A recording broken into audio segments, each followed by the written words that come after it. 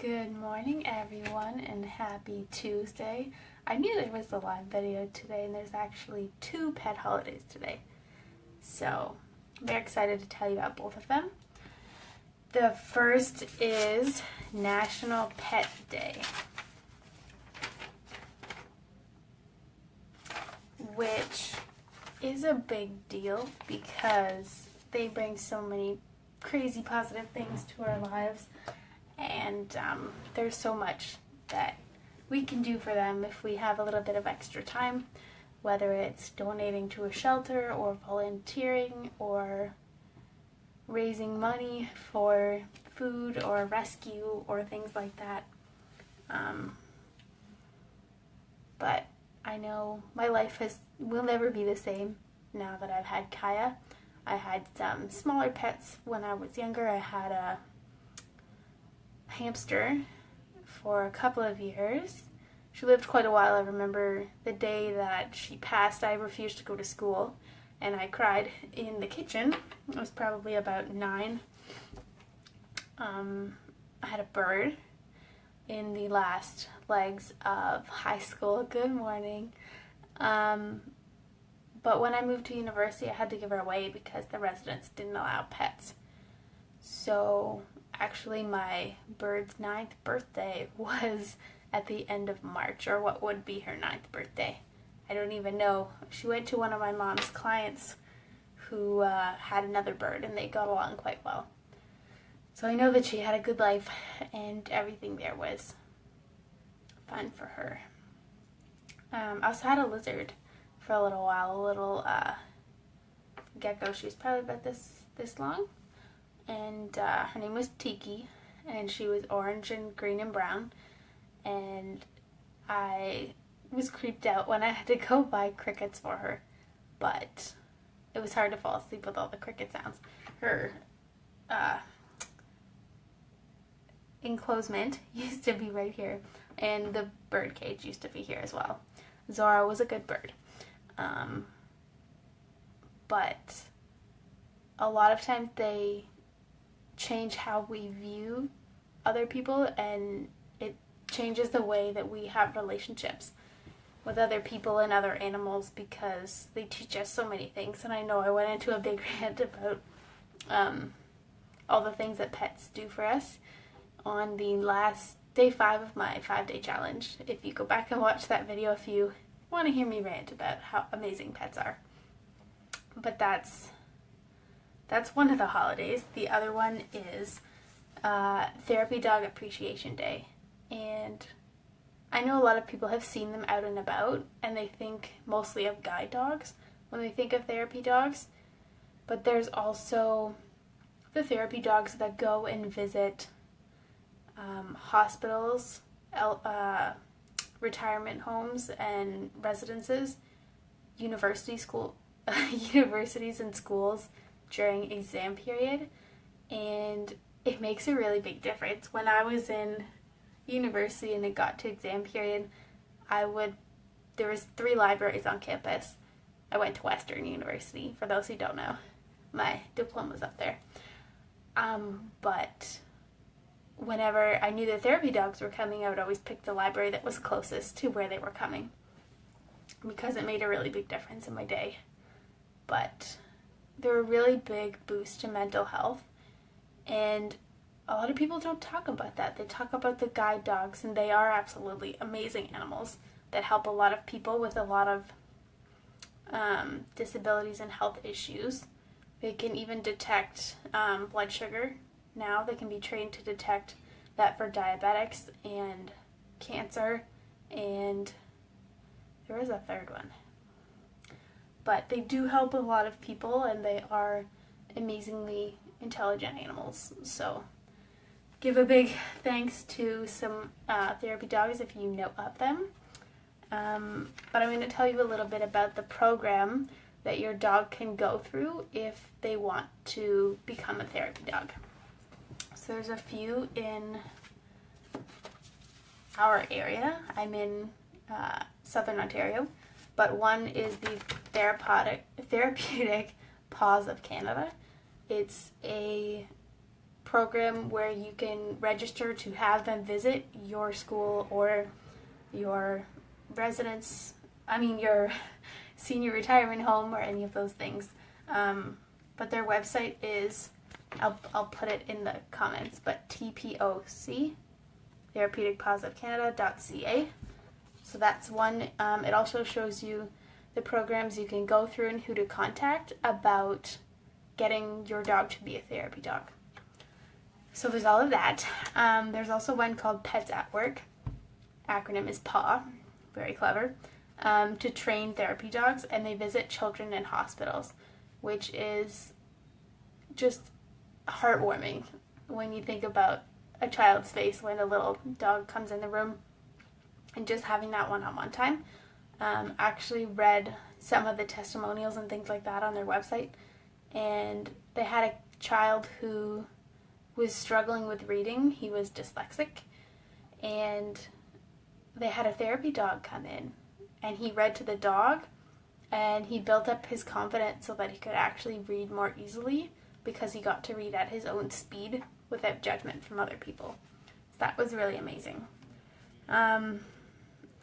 This quote is from their website, but the therapy a dog can provide a doctor can't give that to the children or the elderly people or whoever they're visiting, but they describe the feeling as comfortable, immediate calming on the whole floor. They felt like it was very easy to approach the dogs because there was no authority. And a lot of times children have problems approaching authority because they're nervous or they're afraid. But just the sense of joy on the children's floors when they go to visit is really nice. It is a free of charge service with Pets at Work. So if you do have a child in the hospital, it's a good way to bring them some joy and hope without racking up the hospital bill. It also gives them something to look forward to. Hello. You can say hi to whoever's watching me live. But it gives them a positive outlook, which actually speeds their healing. So for people post-surgery, a lot of times, or who have chemo, it can give them kind of positivity that helps their body heal faster, which is really interesting. Sick kids' dogs are majority labs, poodles, and retrievers. That was just a fun fact from their website. They had paws colored in with the different percentages of which breed the therapy dogs were. So I thought that was interesting. There is one more program. It's through St. John's Ambulance, which also teaches first aid. But they have a therapy dog program that now has over 3,400 therapy dogs, which is absolutely amazing. They also visit community centers, senior care facilities, and hospitals. They found that it increases social engagement. So for the residents that are shy and don't like to talk to a lot of people, they'll talk to the dogs, and it'll help them be more comfortable and then work their way up to communicating with others, which helps with participation in a lot of events. Usually they find that after a therapy dog session, people are more likely, or their residents are more likely to participate in their programs, and they actually smile a lot more, which is really nice. I know when I go and visit my grandparents, they're in one of the residences in Stouffville. And when I go and visit them, everybody just looks over, and just seeing young people who want to spend time with their grandparents makes a big difference to them. And they're happy, and they're smiling, and all their friends walk by, and they're like, oh no, this is my granddaughter, and they're just so happy. So it's, I know what the feeling is, because I feel so grateful that I can give that to them. So I know it's a really big deal for the dogs, because they're just so happy to be able to spread all that love. Total off topic. The St. John's Ambulance program has also found that it relieves stress for them and distracts them from pain. So especially with elderly people or those recovering post-surgery, the therapy dogs are a really big deal because it distracts them, kind of helps them forget for a little while about all the things that they normally worry about, which is, it's nice to have a distraction sometimes. because even when I take Kaya out to the forest, I'm supposed to, it's a distraction to kind of be like, okay, I can't do any work right now, so I might as well relax, but my mind is always going. But it's nice to have an actual distraction for them of something else to think about. It also, therapy dogs have also been found to increase self-confidence and self-esteem, which is really important because it's so much easier to interact with people if you have that self-esteem. And even for me to do this live video, I've done quite a few now, so I'm not nervous when I press the go live button. But when I'm working on the next step of putting all of these on YouTube, and that makes me nervous. But seeing all the testimonials from my clients gives me the confidence to be able to put that in the works, to even consider doing it, because I know what a difference I'm making for them.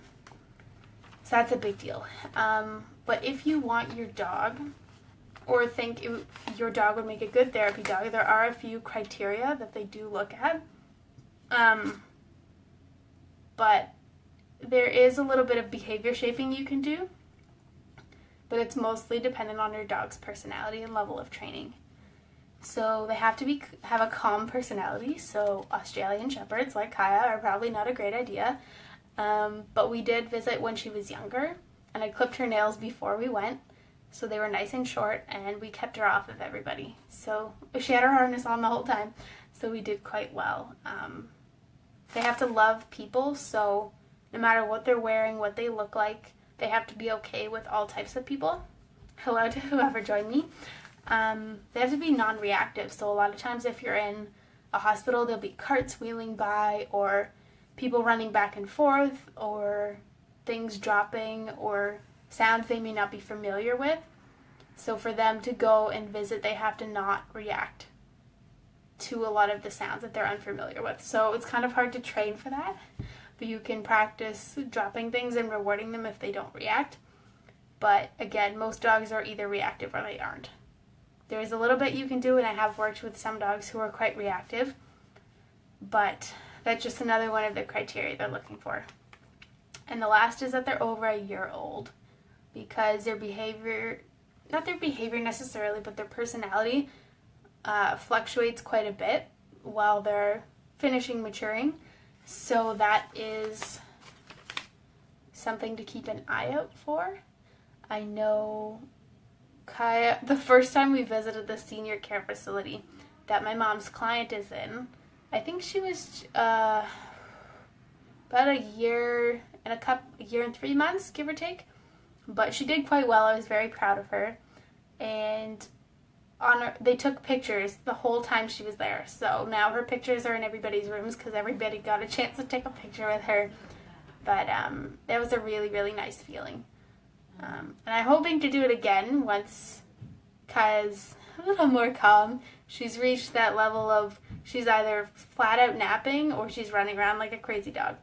So that is all I have to say about Therapy Dog Appreciation Day and National Pet Day. Whoa. Just a quick note, I did just agree to go to Pet Value in Stouffville for their Customer Appreciation Month. I will be there on April 29th, setting up a table. So if you want your pet to try out a mini session, if you're not sure, or if you want to learn more about what I do and how it works, I will be there to talk to you. There's also a Dog Days of Scugog Festival in July on the 15th and 16th, and I am in the works of signing up to be there for either one or both days. Haven't decided, but I'll see what happens when the lady organizer calls me back. Very excited, but if you are into dog festivals in the summer, which is pretty big because they're pretty much every weekend, I would say, from starting with the Canadian Pet Expo this weekend to the end of August. So there's lots of pet festivals if you want to bring your dogs and yourself and browse around and watch some of the performers or demonstrations. They're pretty neat. They have trick dogs and duck tolling and agility and all of that. So it should be fun. but just some updates there. My website did get an overhaul this morning, so it is mostly the same. If you want to go check it out, you're welcome to, but I'll be doing a little thing about it once it's finalized, but the roughs are all up there.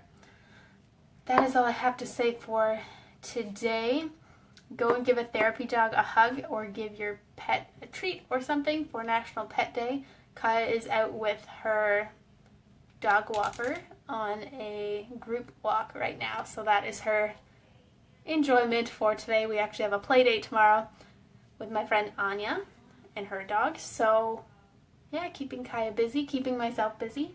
But I will see you tomorrow when we talk about Lyme disease, which is not fun, but have a fantastic rest of your day, and I will see you tomorrow.